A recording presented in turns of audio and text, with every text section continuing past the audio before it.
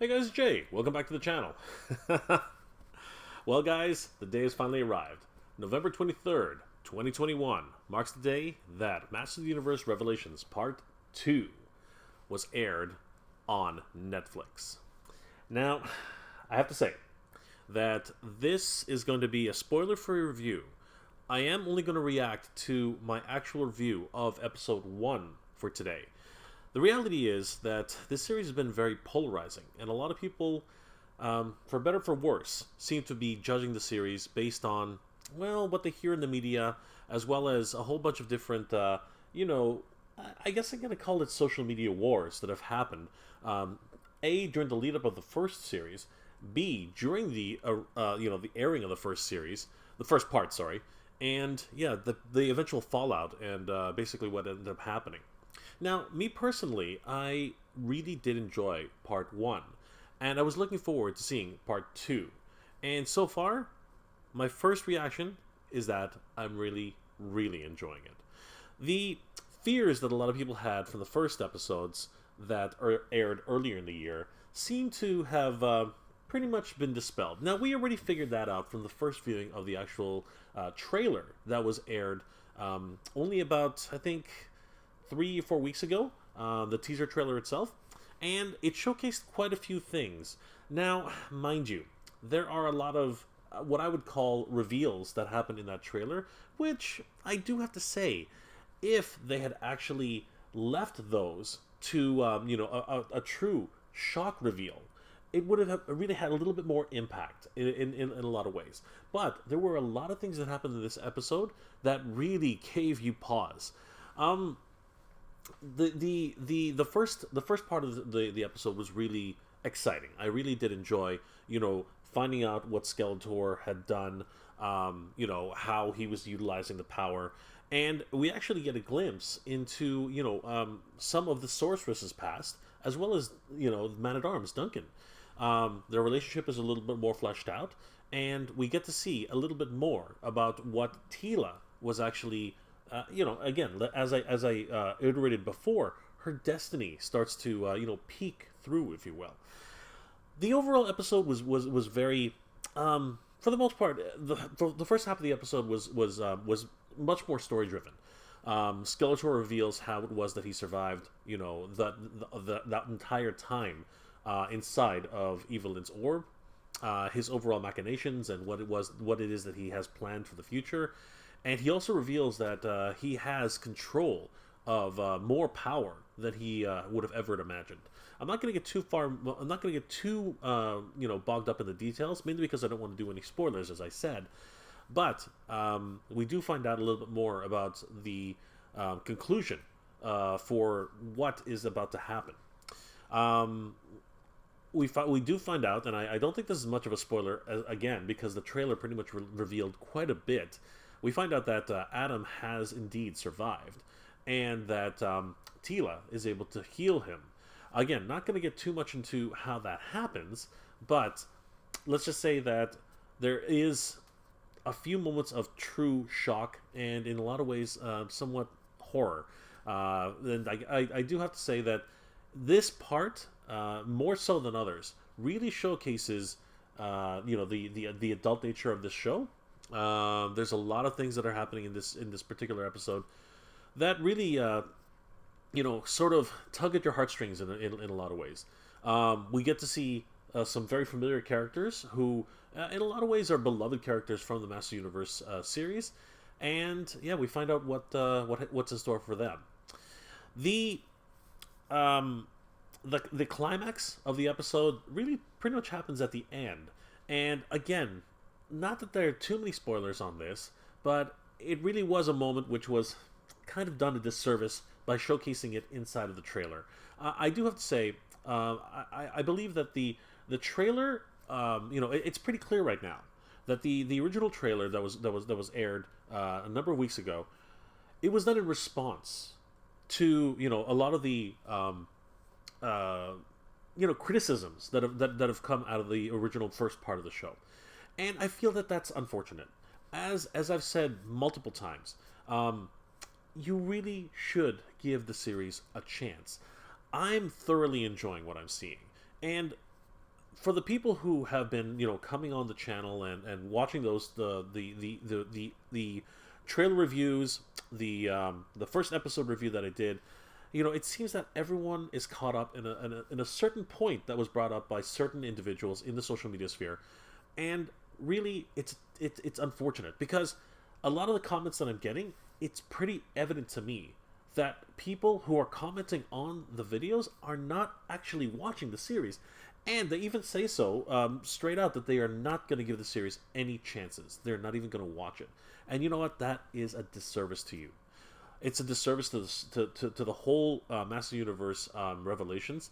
But most importantly, it's a disservice to you. You owe it to yourselves, truthfully. And I'm not going to tell anybody what to do, but you are missing out. I think that's really what it is. You are missing out on watching and experiencing this part of the new Master of the Universe mythos. Is this a continuation of the Master Universe from, the He-Man and the Master Universe cartoon from the 80s, the Filmation version? There are elements of to suggest that was the case, but I will say definitively that I believe this is a different take. I believe that they were inspired by the original Master Universe Revelations. Sorry, the original Master Universe Filmation series. But there is a key note in the first episode that pretty much tells you that it really is its own thing. It's a universe unto itself.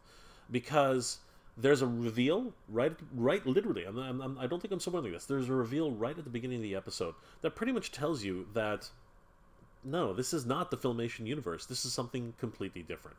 We find that out pretty quickly.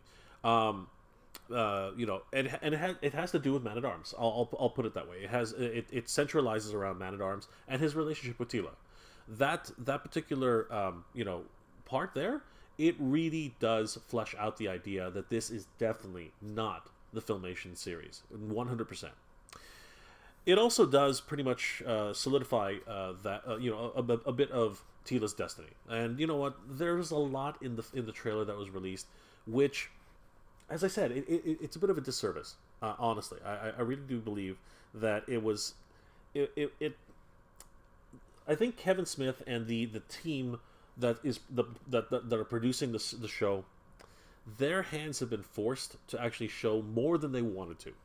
I think that it's just in response to actually get people re-energized and excited again for the show coming up, and I really do feel that a lot of beats were missed, mainly because they had to be, they had to assure people Adam is alive, Savage He-Man and He-Man, are returning, and because of that, we've lost a lot of the, those important moments, as actual spoilers, because those were actual serious spoilers.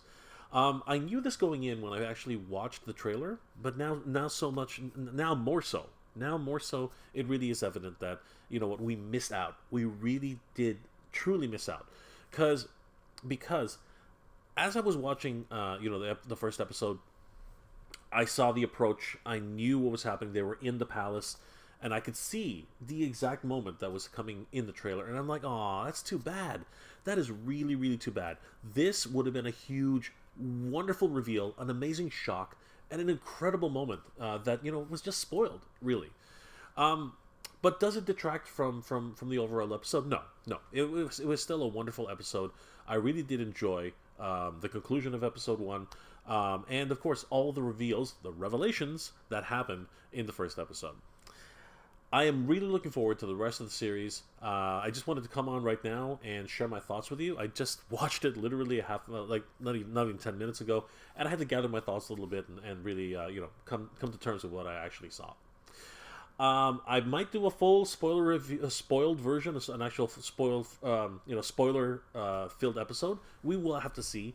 But for now, I wanted to share this moment with you guys and really just share my thoughts as to what I thought about this particular episode. And hopefully, this is gonna the rest of the series will actually end up being just as good as Revelations Part 1.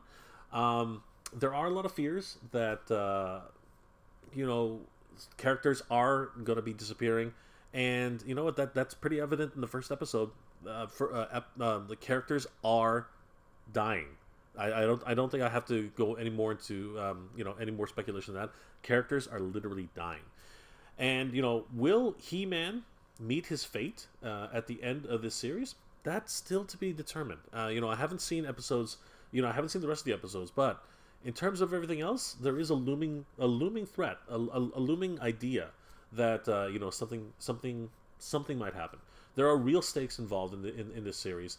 People are dying. They are, and a lot of heroes that have come and were great parts of the original series and beloved characters.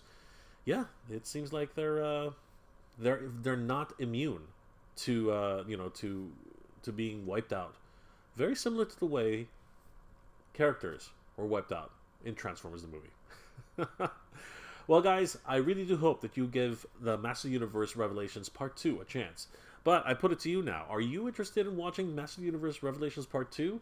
Are you not at all, giving this series a chance? Has the overall discussion online really turned you off from the series? Or are you more curious than ever to find out exactly what happens? What is Teela's destiny? What is Adam's destiny? Where do Skeletor and He-Man fit into the overall destiny of the universe? Guys, please leave your comments in the comment section below. If you enjoyed this episode, please leave me a like. It really helps me out. If you have any comments or suggestions on anime, cartoons, toys, collectibles, or anything else you'd like me to review, please leave that in the comment section below. And consider subscribing, as it helps YouTube to realize I'm doing a great job and you guys enjoy my work. Well, guys, as always, thank you very much for watching. We have the power, everybody. We have the power. Geek proud.